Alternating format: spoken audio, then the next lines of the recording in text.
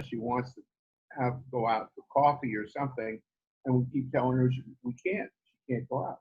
So it's very difficult. So she's going to be quarantined now for another week and a half. It's not just her. It's everybody in the entire building. They have 7 cases at Belmont.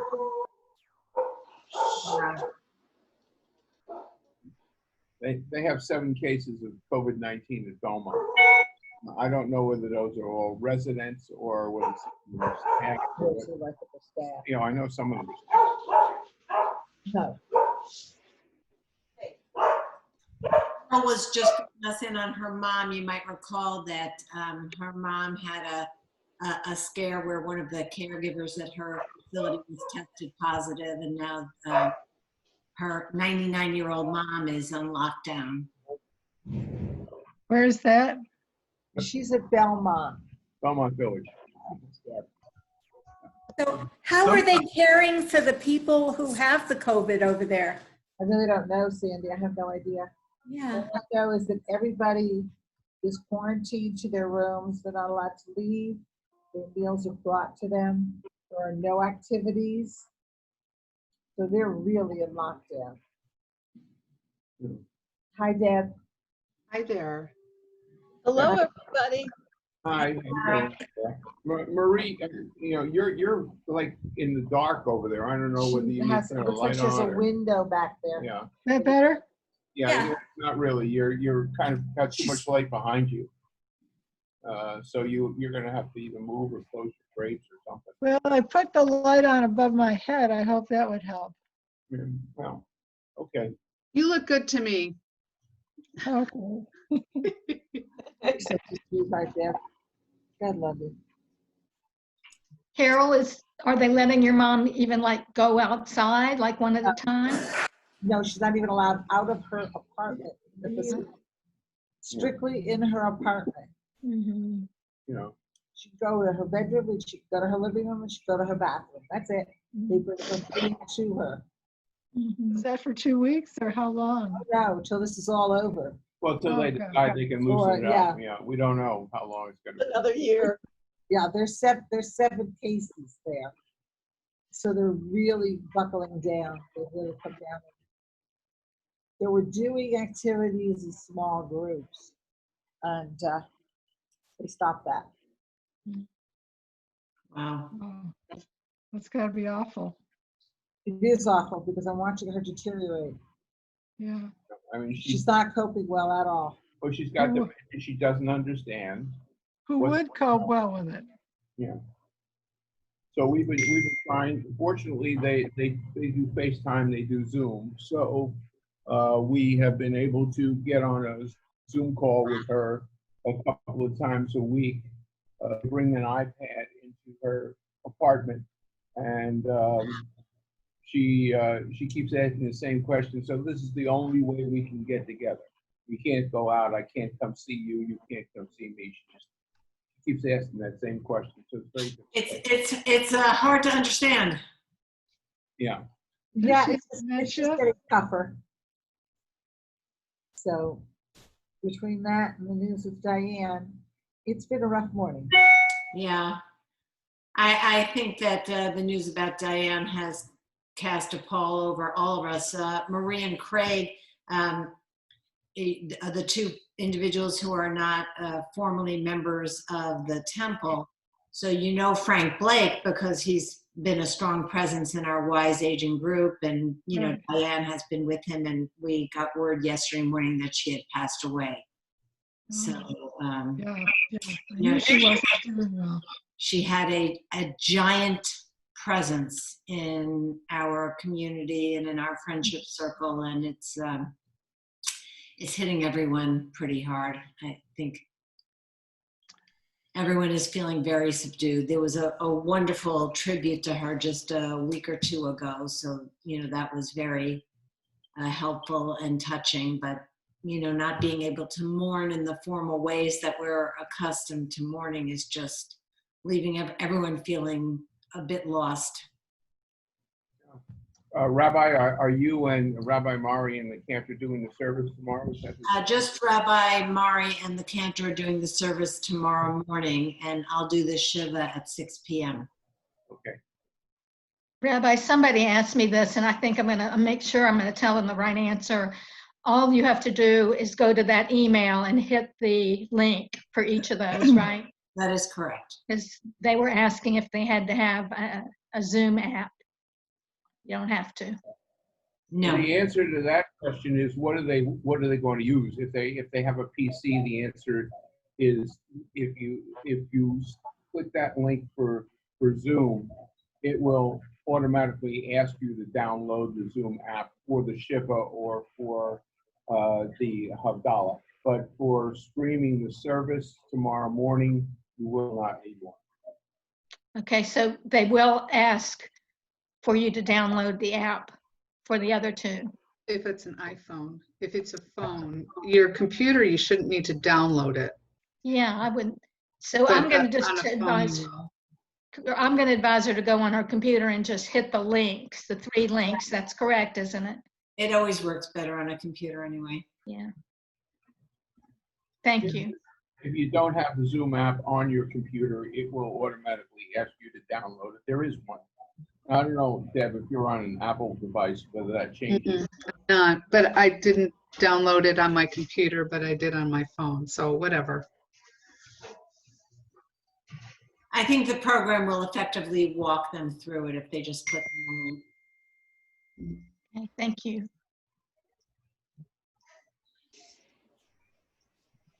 Can I just say that last week, I think it was when Frank asked us to write stories, share some memories with Diane.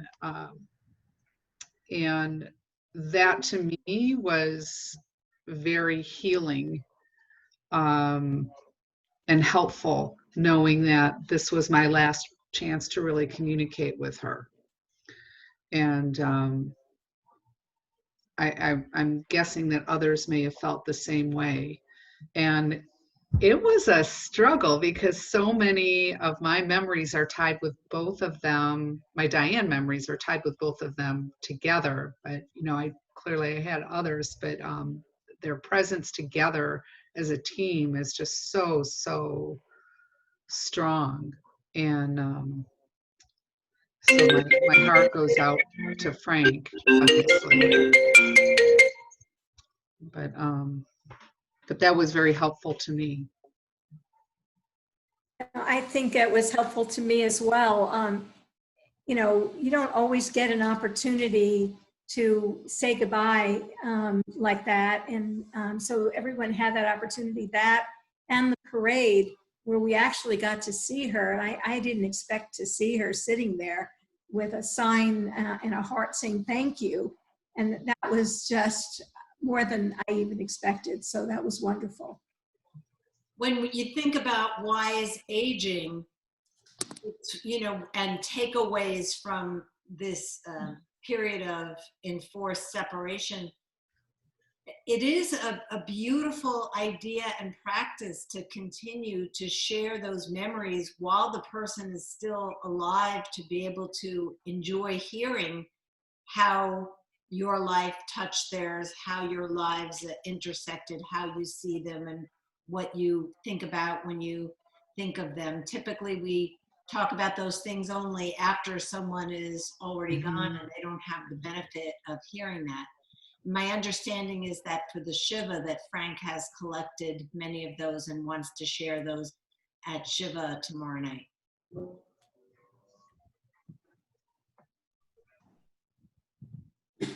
You know, it feels very strange in this time of pandemic because naturally everybody wants to get together and hug each other and be supportive to Frank, bring food. And, you know, doing everything by Zoom is just so hard. And I don't know if maybe there's some other ways that we can compensate, but I just thought maybe the group might have some ideas. I think bringing food can still be done.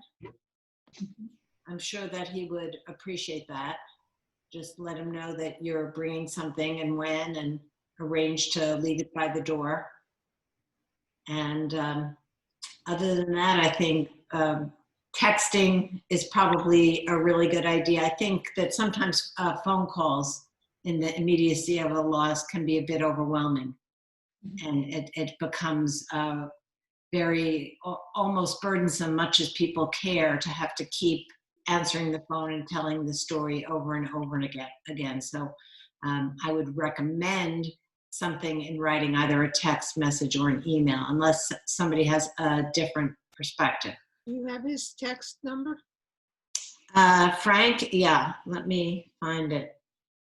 Hang on, let's see who gets it first. I think I have it too. Oh, okay, go right ahead, Joe. Well, hang on one sec, I'll get it for you. Yeah, thanks. If you don't have it, I do. No, I do have it. Thank you. Why don't you just put it up in the chat? Okay, I'll do that. Hang on 1 second, I'll pull it up and I will get it in the chat, okay?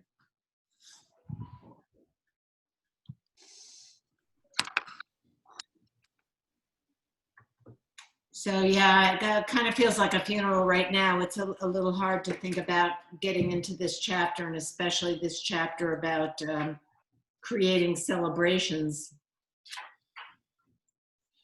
On the other hand, we're trying to do a new ritual on how do we do it differently, and it's silly. Yeah, that's true.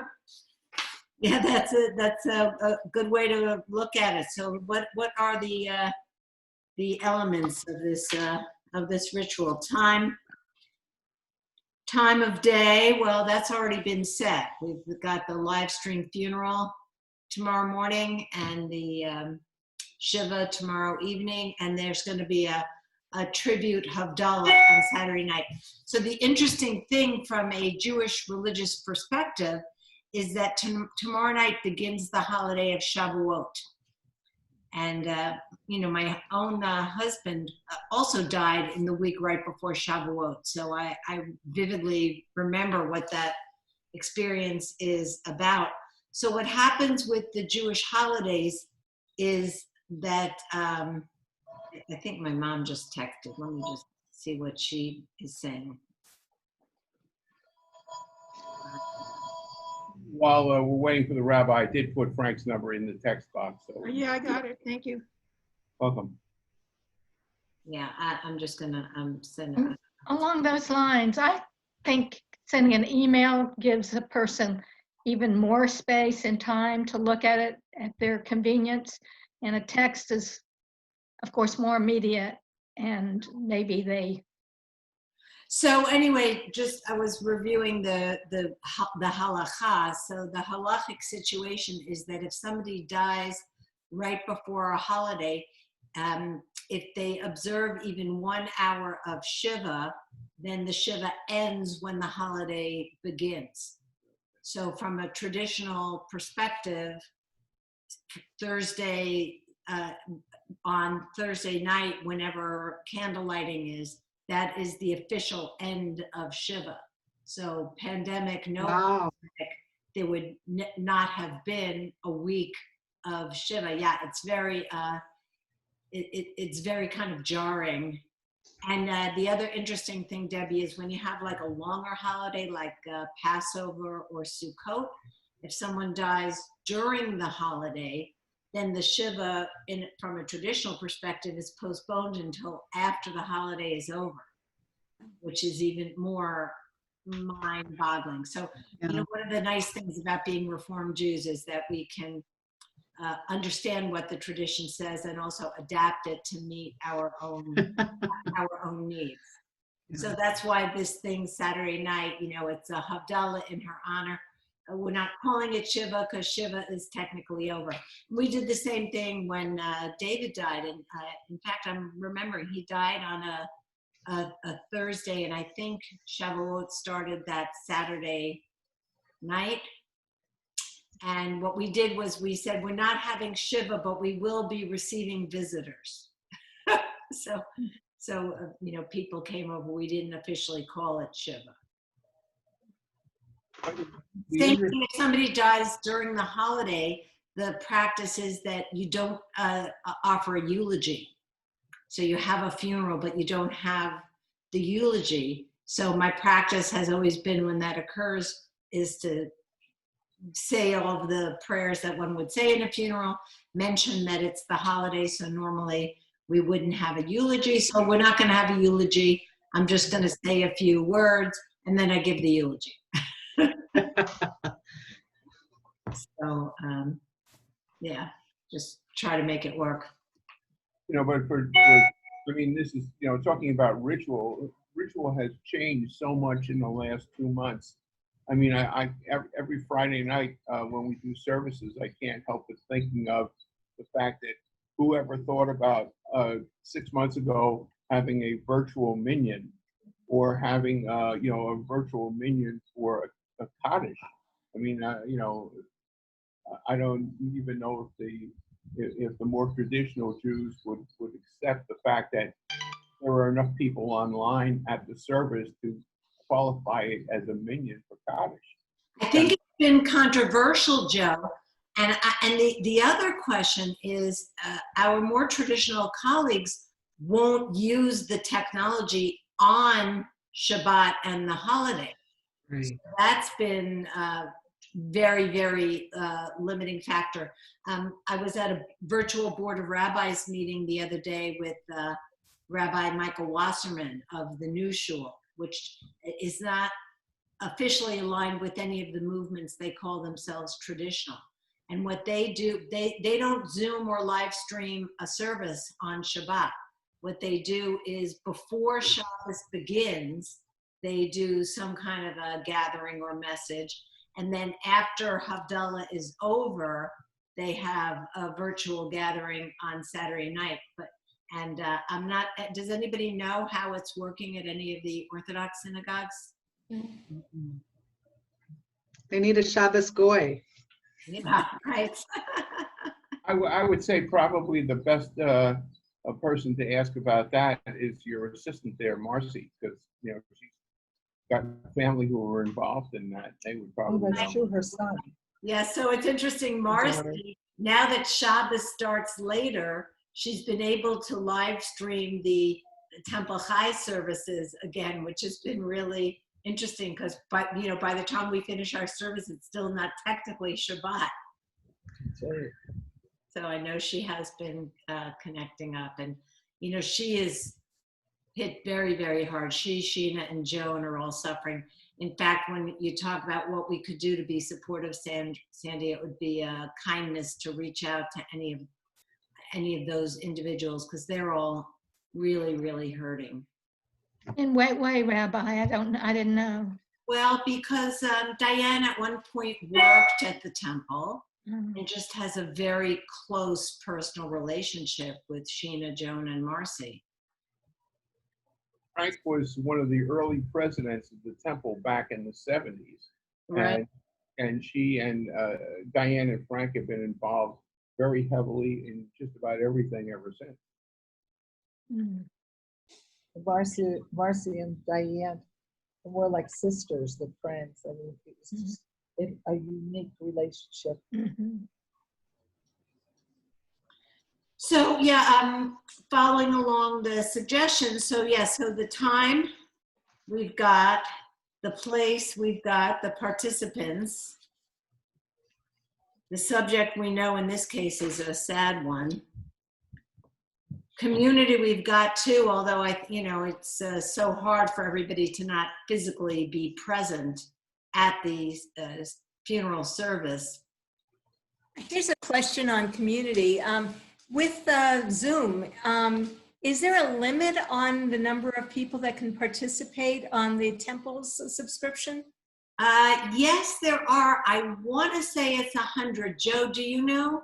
100 is free. 100 is free. Still, oh, you know what? I know enough to be dangerous. Sorry. Yeah. No, I was going to say even for a paid subscription, the normal is 100. However, you can get professional sites that will give you larger numbers than that. And I don't know what the temple has. Yeah, I'm not 100% sure. I know that with the free account, it's limited to 40 minutes, and we have unlimited time. But as far as numbers go, I did have a little concern about more than 100 people wanting to join the Zoom Shiva. I'm not, Mhm. so I've been thinking about that myself. You're gonna have more than 100 tomorrow morning also. Yeah, well, that's, But the live stream is unlimited. you know, Right, so, the question was on community. Officiant and witnesses, I think we're set with that. We know what the tone is gonna be. It's gonna be pretty sad. And objects, I've got the book here, I'm just paging through. Get rid of something. Letting go of the emotional baggage that weighs us down can be cathartic. That's Yeah, I think that the time of a funeral and burial and the first night of Shiva is the time for still holding on to the emotional baggage. I don't think that, I think one of the unique things of grieving and mourning and ultimately healing is that it's a very individual process that people do at their own time. Rabbi, do you know, or can you tell us, or will they actually have the burial? Oh, I believe so. Yeah, I did a funeral up at Mount Sinai on May 17th.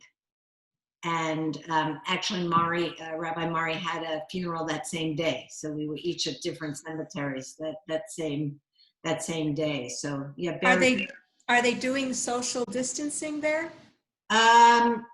Yes. So that funeral service that I did was under the gazebo. The chairs were all set up separately. I think people who were couples or families pulled the chairs together, but everyone was wearing a mask. And then around the grave, nobody was enforcing the social distancing.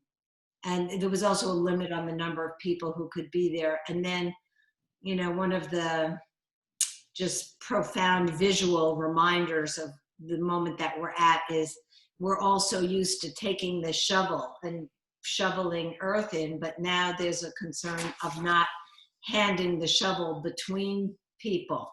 So what we encourage people either to use their hands to place some earth into the grave, or we had paper cups and people could individually use paper cups. The funeral was only for immediate family, is that correct? Diane's funeral? Yes. Diane's funeral, they're limited to 10 people, so the most immediate family. all right. That's why I'm not going to be there. I'm not participating in the service. I can live stream like everyone else and then be on the Rabbi, I just looked up on the Zoom site, and I don't know which plan the temple has, but there is a small and medium business plan that's available that has a limit of 300 participants. 300.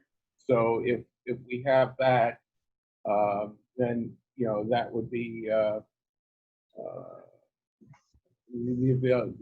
largest group that I've seen right now. Yeah, on their site. that sounds right, Joe. Thanks for checking it out. So I did think this idea of, letting go of emotional baggage, as I said, it may be too much to ask at this time, but I did think it was an interesting theme of Jewish ritual that the authors bring up in the book of how many of our holidays and rituals do involve letting go of something. And I'm looking on page 32 at that paragraph. Jewish tradition recognizes this and makes this symbolic shedding part of some holiday rituals. For example, before Passover, traditional Jews searched for crumbs of leavened bread, cookies, pasta, etc. They were overlooked in cleaning their homes and then burn those items, symbolizing the elimination of anything that puffs us up or weighs us down. Similarly, on the afternoon of the first day of Rosh Hashanah, and they talk about tashlich, throwing the breadcrumbs. I hadn't really connected that as a theme of Jewish ritual, this ritualized letting go. And actually putting the earth into the grave seems almost to be a parallel aspect of that same idea. Certainly tearing one's clothing feels like also part of that ritual letting go. You know, covering the mirrors, you think about all of our mourning practice, covering the mirrors is a letting go of a concern about our appearance. So it may not be a physical letting go of stuff, but it's a metaphoric, psychological letting go.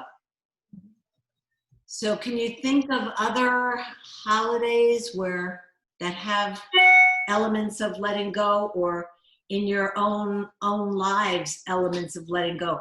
Mom, thank you for joining us, Mom. I noticed that my mom is getting ready to sell her home in New Jersey, which is part home, mostly storage unit. So she is now facing a big issue of letting go, and I know that's a challenging thing, you know. And the authors talk about downsizing and the aspect of having to let go. So what can anyone reflect on a moment in your life when you had that experience of something that felt like a ritual letting go? Well, I think the one that comes to mind for me is when our daughter got married. We walked her down the aisle and handed her off to her now husband, you know, letting go in that regard. Yeah, that's huge. That's a great example. Yeah, you're just in a way letting go of the primary responsibility for this person who's been entrusted to your care her whole life. I would like to say that we have to let go of what we were accustomed to. Like right now, we were accustomed to getting together in shul or in at a funeral or for breakfast, and now we have to let go and accept the new being Zoom, or there's a lot of other things that we can, you know, Skype or something else like that. It's a form of letting go. Letting go of expectations, letting go of routine. You're right. The whole experience that we'll have is in many ways an experience of letting go. You can even add to that letting go of certain personal freedoms. I mean, you know, we have to let go of the idea that we have all this independence. You know, people are talking about that all the time now, about freedom, and I'm an American and I don't need to do this because, you know, you know. But if you want to protect yourself, your family, and everybody else, you have to let go of that concept. You have to wear your mask. You have to social distance, you know, and all the rest of that stuff that goes along with this particular pandemic. So it's letting go of the old mindset, if you will.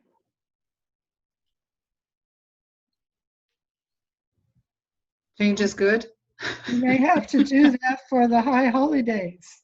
Yeah. Well, I experienced that when my daughter went off to college. Oh, She went to Israel. She had a freshman year abroad at Hebrew University. And so she left in the summer because they had an Ulpan before school started. And then she was like totally independent, decided, you know, where she was going to go on her breaks. The university offered many trips throughout Israel from sea to sea. And that was difficult. So we went to visit her. And then I felt better when I saw her, where she was located and the friends that she made. And that's actually where she met her husband, Kevin. Yeah. He was from Toronto. And there was a group of kids from Toronto, and she was friendly with all of them. So we didn't hear about Kevin, though, until she was about to return to America. And we had planned a trip.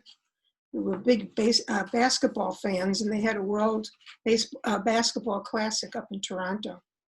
So we booked travel to Toronto, not knowing about Kevin. And she said, oh, I'd love to go with you. I have so many friends from Toronto. And we got to the hotel and she called him. And he was there within half an hour with like 24 roses in his hand. Oh. Kevin, that's how we met him. That's how we heard of him. But that was a far way for her Far way to go, absolutely. Yep. Yeah, as I think all of you know, I'm struggling with letting go. My daughter is moving to a rather remote location in Wisconsin on August 17th. And, you know, I can't imagine any ritual of letting go because the whole thing just feels so sad to me that I don't want to deal with it. You know, I'd rather just be in denial up until the time I drop her off at the airport. Where is she moving in Wisconsin? She's moving to Neenah, Wisconsin.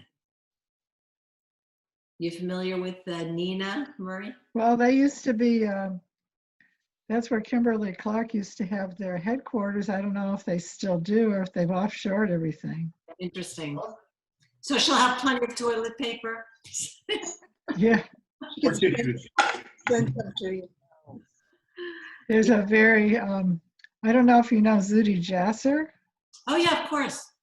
That's where he's from. Really? Yeah. La-di-da.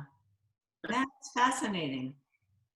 You know, I have to agree with Marilyn. When my daughter moved to California, she and I packed a lot of her stuff in my car. We drove out there, and she was, you know, just seeing where she was going to be living and meeting her boyfriend's parents, and you know, kind of how she would be treated there and everything.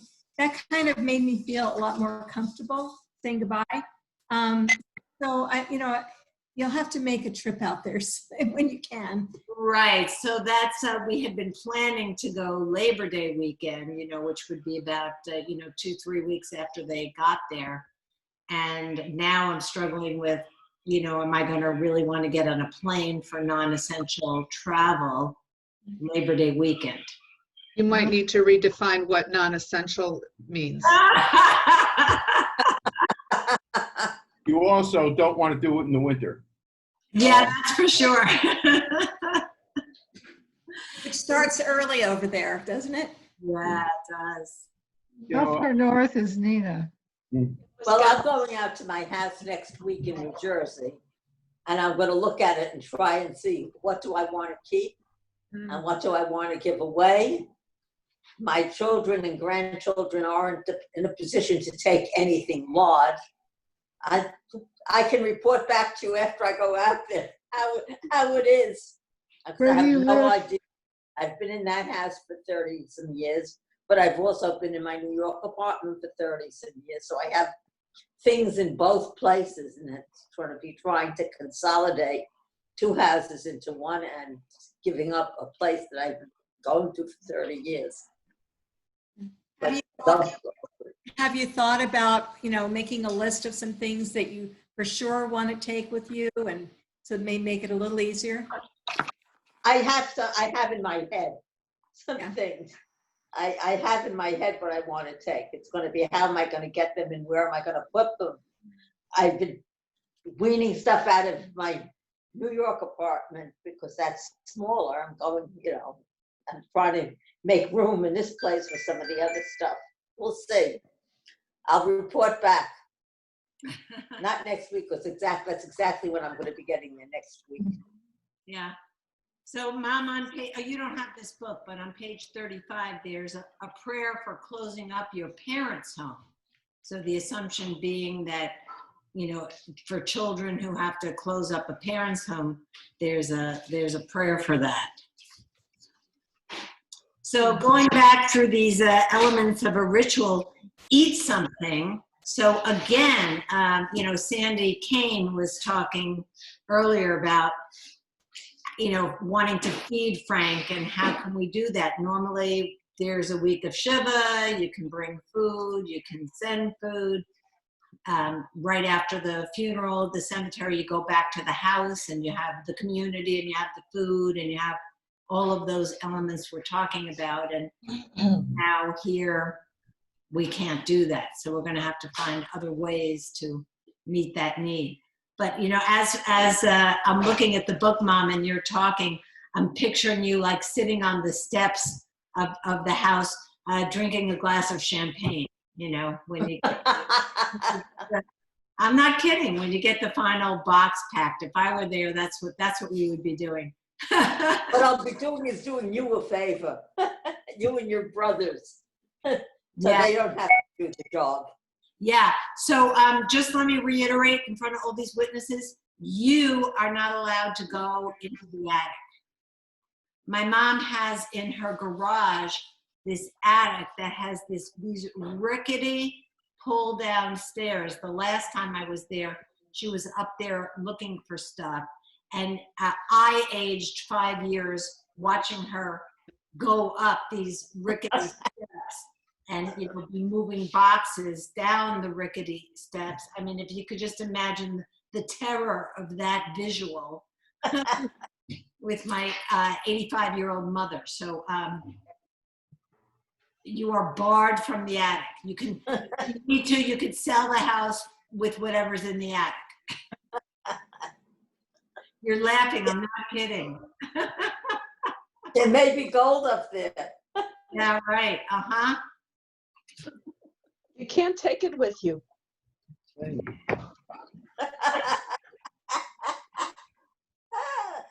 There you go.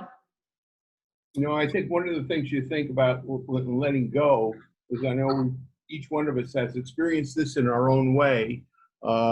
Deb, I know you and I can relate to this a bit. When playing golf, there's a time in your life when you all of a sudden realize you just can't do what you used to do when you were 30, and you have to decide to move up a couple of tee boxes here and there. Oh, we can die trying. You know, I agree with you so much, Joe. That is so, I had a nice thing happen and I wanted to jump for joy and I can't jump. But there are things all of a sudden you realize that, you know, some things you realize you can't do. There are other things you look at and you say, man, I don't want to go through that again. So I think there's a halavai moment there that says, you know, I've gotten to a point now where I don't have to deal with that anymore. Whether You know, I don't think you were with us when we read the original Wise Aging book from which this group took its name. It's a wonderful book. I still recommend it, you know, even if you haven't, you know, even though we've moved past it. But there was a line in there that said exactly what you're saying, that just so stayed with me. She said, you know, there are things about which you can say, I don't have to do that anymore. Yeah. But there's also the, like, you know, I have realized that I can no longer sit in a lotus position. That was a letting go for me, to realize that, you know, that's it's not that I'm not doing yoga anymore. It's that even if I wanted to, I can't physically do that, and I'm a little sad about it.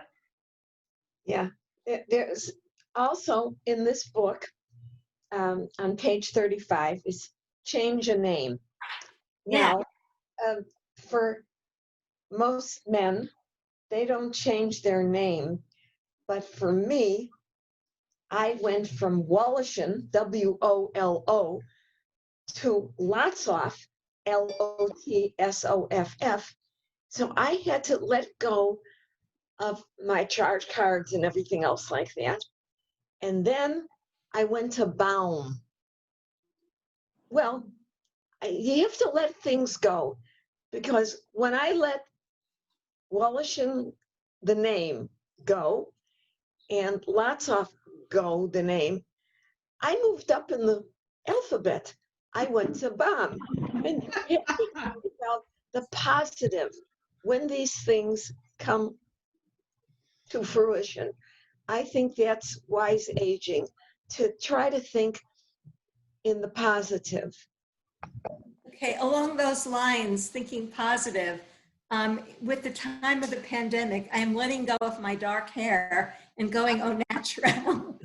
And several of you in this group have already made it. So I'm wondering, is there a ritual for that, or what do you do?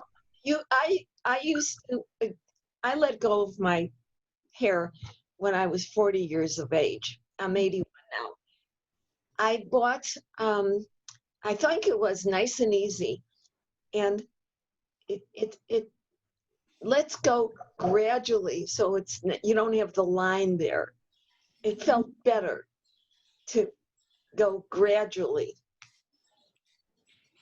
Congratulations, Sandy. Well, thank you. Debbie? It'll be a while, but I'm getting there, you see. As I often said, at least for me, and I'm one of the two guys in the group, I don't care what color it turns as long as it doesn't turn loose. That's fine. Good point. But, you know, I mean, talking about changing names, though, I think the rabbi just disappeared for a minute. Yeah. And, you know, but I remember that when somebody is sometimes ill, they will give that person another name. So I don't know, with changing names or adding a name, I know with my father-in-law, when he was ill, they changed his name or gave him a new Hebrew name. Yeah, so they added that to him. We were just talking about, yeah, Rabbi, I don't know if you heard that or not. We were talking about. Yes, it's a common practice when someone is gravely ill to change the name or to add a name. So the idea is, if the angel of death is coming looking for Bonnie Koppell and I change my name, I can evade the angel of death that way. And there's a whole ritual that's done of changing the name. Very often it will be like adding a name like Chaya or Chaim, meaning life, or Raphael, which is the healing angel. And it's generally done at a Torah service, but you know, could be at someone's bedside. I'm going to look and see. I don't know if I have that prayer readily available in my files here, but my father was dying. Added a name to him. What was your dad's name changed to, Carol? It wasn't. No, his name was not changed. Well, They just added another name. They They gave another name. Yeah, his name, they added Shraga, which I don't know what that means. But, I don't either. you know. The name- Jacob changed his name. I think Jacob's name was changed for him. To Israel? Yes. Yeah. By the way, while we're waiting for the rabbi, I thought I'd try to lighten the mood a little bit and tell you my ritual joke for today. It just occurred to me. It's a story about two yeshiva boys who were asking the rabbi, when they asked the rabbi, they had just learned some of the new, more obscure holidays. And one that they were talking about is a holiday called Som Gedalia, which is a fast day that falls between Rosh Hashanah and Yom Kippur. If you have a Jewish calendar, it's actually on there, you know? So they walked up to the rabbi. Look, where'd you go? They walked up to the rabbi and they said, I don't know where we went. Oh, that's the prayer that the rabbi did. Yeah, finish your story, Joe, and then I'll show you this. They walked up to the rabbi and they said, Rabbi, do you fast on some Gedalia? They thought they'd catch him. And he said, no, for 3 very good reasons. And they said, well, what's that? He says, first of all, it happened so long ago, who remembers? Second of all, if my son had passed away, would Solomon had fasted for me? I don't think so. Thirdly, I don't fast on Yom Kippur, so why should I fast on some Gedalia? So somebody sent one the other day that said, we're lucky that this pandemic didn't happen to the ancient Israelites, because if it did, we would have an annual holiday where we had to stay in our houses for a month. So here's the prayer.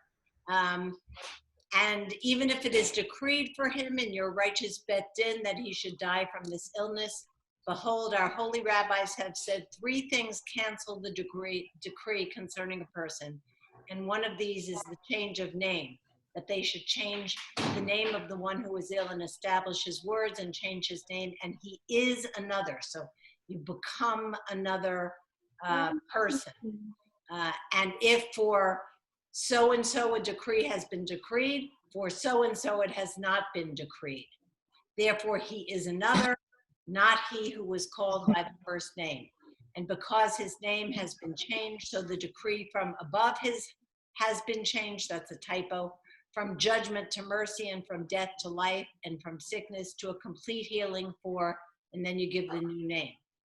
For the sake of all the names which are written in this Sefer Torah, I said this is normally done as a Torah ritual, and for the sake of all the names and the name of all the trusted angels of the illnesses and woes, please send quickly a complete healing to so-and-so. May his days be lengthened and his years filled with pleasantness. May he be filled with good days and with an abundance of strength and peace from now and into eternity. Amen. Selah. Oh, and so there you have the masculine and the feminine version. Okay. Rabbi, do you think that if somebody is mentally suffering and it's not really physical disease, but it manifests itself physically, if the person believes that if they change their name, the angel of death won't find them and they'll heal? Well, first of all, I think that the line that we sometimes assume between mental and physical is something that, as we're learning more and more about brain science, we may discover that that is not as strong of a boundary as we once might have thought. That mental illness can have a very strong physical component to it. So I don't know if I would even think about it as a distinction between a mental illness and a physical illness. I would say that if someone is sick and they feel they're in enough pain that they think that changing their name may lift their spirits and may be part of a healing process, by all means, I would encourage doing that. People change their names for all kinds of reasons. No offense to my mom, but I really don't like my first name, and my middle name is worse. I love you, Mom, but what kind of name is Bonnie Jane for a rabbi? I'm just asking. Perfect. Could have been Sally Joe, Never liked that name, and I'm not in love with my Hebrew name either. My given Hebrew name is Mina, which is a meaningless Yiddish name, Mem Yud Nun Hey.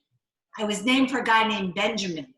So Binyamin became Bonnie, and Binyamin became Mina. So that's my understanding of how the whole thing got started. So I changed my first name to Rabbi, so that worked out really well. Now I know why you don't Really like to well. say And Rabbi Bonnie. my Hebrew name, when David and I got married, the Torah service that took place the Shabbos, we got married, I think, on a Thursday. So that Saturday morning, there was a Torah service, and Rabbi Zalman Schachter Shalomi, who was doing the service, he had all these kind of mystical intentions and bringing in the names of different ancestors and Sfirot. And he talked about the Sfirah of Netzach, victory. And he talked about it being associated with Rebecca, Rivka. And he called up for one of the Aliyot people who wanted to change or add a name. And I felt moved in that moment to just add the name Rivka. So instead of Mina, I never had a middle name in Hebrew. I added the name Rivka, so I became Mina Rivka. And I liked Mina Rivka better than I've ever liked Mina. So I've adopted that ever since that moment. We had a similar situation with our daughter when she was named after Carol's grandmother, who only had from what we understand, the Yiddish name. It was Blima Ganansha. And when she started Hebrew school, she was at a conservative temple at the time. Rabbi Sobel, who was the teacher, said, that's not a Hebrew name. She needs a Hebrew name. And so Carol's father had passed away at the time, and so my mother had as well. So we renamed her at the temple. So she is now Shoshana Bracha, which is the replacement for Pretty. Nansha. That's a beautiful name. Shana. My mom's Hebrew name is Shoshana. Yeah, names are powerfully important, and we see many examples in the Torah of people's names being changed. Jacob becoming Israel is one of the prominent examples. Of course, it starts with Abraham. Avraham becomes Avraham, and Sarai becomes Sarah. And apropos of which, tomorrow night is the holiday of Shavuot. The names of the characters in Shavuot in the book of Ruth are highly significant. So first of all, Ruth at the beginning of the story says, "Don't call me Ruth, call me Mara," meaning bitter, because her life is so sad. Her two sons are called Machlon and Chilion, the sick and the consumptive. And the hero of the story is Boaz. Boaz, there is strength in him. So really and Naomi herself is Naim, pleasant. Oh, it's so Naomi who says, don't call me Naomi, pleasantness, like Hine Matovu Ma Naim, Naomi. Don't call me Naomi, call me Mara. Oh, she's bitter. Yeah, she's bitter. Her husband died, her kids died, she's in a foreign land. Didn't Ruth change her name also? Does Ruth change her name? Yeah, was she Ruth to start with, or does she have another name? She's Ruth to start with. And her sister her sister-in-law is Orpah, which interestingly enough, apparently Oprah Winfrey, of great American fame, was named for Orpah in the Bible, and they misspelled her name on her birth certificate. That's how she became Oprah. Supposed to be Orpah, named for the character in the book of Ruth. Interesting. By the way, speaking of ritual, I imagine that there's been some discussion in the temple about when we finally can reopen the building and get together in person for a service, there probably should be some sort of a ceremony or ritual on that occasion. Yeah, and the process is going to be, it's not going to be like, turning the spigot on and off. As the analogy many people have used, it's not an on and off switch, it's a dimmer. So I believe that, just allowing Frank and the family to be there and to live stream is a big step. That that's something we haven't done in months, to live stream from the Oh, you got it. that the board is now going to allow the support staff, if they're comfortable, to come back into their offices and work for their offices. Right now, Joan and Sheena and Marcy are all working from home. And the accounting staff, because they share an office, are all rotating in individually on a schedule, so they're not together. And the clergy will be welcome to come back, and if we feel comfortable, to have one-on-one scheduled appointments with people, even though we're not, but no, the building's not going to be open, but on an individual basis. So it's happening by increments. So the question, Joe, would be like, okay, what's the tipping point when we say, okay, it was very poignant last night. We had the moving up ceremony for all of the pre-K students, and normally there's a chuppah put up on the bima in the main sanctuary, and all the little kids line up in their caps and gowns, and they march in, and they sit on the steps, and they sing, and they all gather under that chuppah for a blessing. And we had to totally reimagine that ritual last night. And Rabbi Mari and I were on either side of the chuppah with masks on, and the cantor was standing in the back, and we had it all in the courtyard, and the kids came one at a time so that they could have their picture and have their moment. But it was certainly bittersweet. I'm gonna just show you the photo of my precious darling granddaughter there. Oh, Yeah, adorable. That's from last night. She's too grown up. I know. Oh my gosh. How does that happen? Yeah, there was one I don't in the know. paper the other day too that I thought was funny. I don't know what high school it was, but somewhere here in the valley, what they did was they did a life-size cardboard cutout, I saw that. you know, and the principal standing there with kind of a handout and a diploma, and they invited graduates to come over and have their picture taken, cardboard cutout, you know, one at a time. So they had a graduation picture of them supposedly receiving their diploma. It was kind of funny.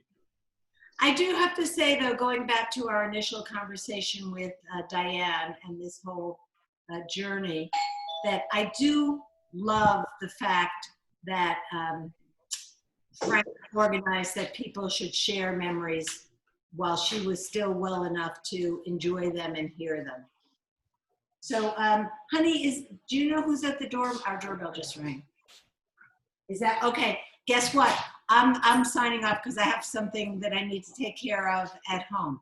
So I'm gonna stop the recording, and you all feel free to talk among yourselves. Okay, let Thank us you. know if there's an assignment for next week when you send the email. Okay, well, my suggestion is that if you could please begin the next chapter, chapter 3.